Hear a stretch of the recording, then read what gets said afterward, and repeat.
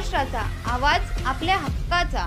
अंबरनाथ पारलेगांव में खुल चुका है एक ऐसा प्रीमियम रेस्टोरेंट जहां आपको मिलता है डिलीशियस फूड साथ एक कॉजी इंटीरियर का आनंद। Welcome to noon to moon. हर कॉर्नर आपको अपने एक अलग वर्ल्ड में ले जा सकता है। फैमिली मीटअप्स, गैदरिंग्स या अपने special dinner, non veg to veg, इनके मेन्यू में आपको हर तरह के डिलीशियस मिलते रहेंगे। इसलिए स्पेशल सिंधी डिशेस, जहाँ आपको मिलेगा एक वाइड वैरायटी ऑफ डिशेस, हर एक टेस्ट बर्ड को सॅटिस्फाय कर सके।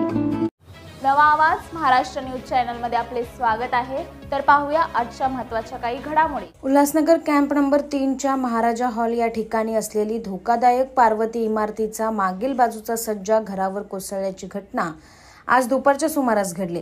यात 2 जण किरकोळ जखमी झाले आहेत। पार्वती इमारत ही धोकादायक असून इमारतीच्या बाजूला अनेक कुटुंब वास्तव्यास आहे। आज दुपारी या इमारतीच्या मागील बाजूला असलेला लोखंडी ग्रिल सज्जा थेट उमा माने यांच्या घरावर कोसळला। यात घरात असलेल्या 2 मुली यात जखमी झाल्या आहेत। दरम्यान घराचं अतोनात नुकसान झालं असून सुदैवाने जीवितहानी टळली आहे।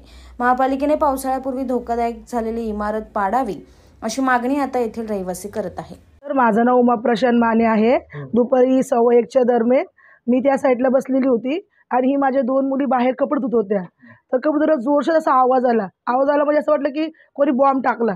असा आवाज आल्यानंतर आम्ही सगळे इथं धाव घेतल्यानंतर बघितलं तर पूर्ण धूर आणि ही मुलगी आणि ही दोघी लहान लहान मुली गल्लीमध्ये पळत होत्या। सर्व स्लॅब वगैरे सर्व घरामध्ये पडलं। ही पार्वती प्लाझा। हिला जवळजवळ सर हिला बनून आता 35 वर्ष झालेत। स्लॅब पडला हो। ही आता 1:15 वाजता दुपारी 2 मुलीला लागलं। माझी एक 12 वर्षाची आणि एक 22 वर्षाची। कोणीच नाही आलं, कर्मचारी वगैरे। पोलीस कंप्लेंट वगैरे केली मी आणि 6-7 महिने अगोदर मी महानगरपालिकेला नोटीस दिली होती ॲक्च्युअली बिल्डिंगची। सर्व पाड्यावरनी सह्या वगैरे दिलेल्या। म्हणजे मला ही पाडा ही धोकादायक आहे, मला तर नाही पण सर्व एरियाच्या लोकांना, काही बिल्डिंग पडेल तर अशीच पडणार ना। आजूबाजूच्या काही घरांना पण धोका आहे बिल्डिंगमुळे। तर त्यावेळेस पण त्या लोकांनी बोलले आले, ते महानगरपालिकेवाले बघून गेले पण ते नंतर कोणच आले नाही।